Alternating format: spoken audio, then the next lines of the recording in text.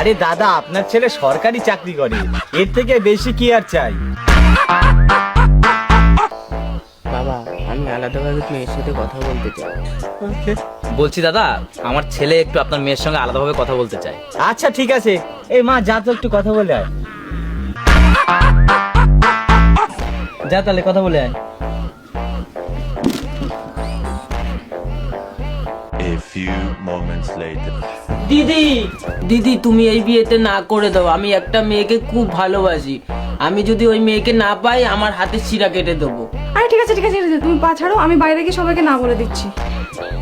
বাবা, মেয়ে বলছে আমার পছন্দ না।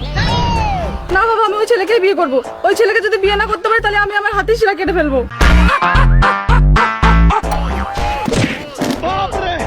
ছি ছি ছি রে ননি ছি,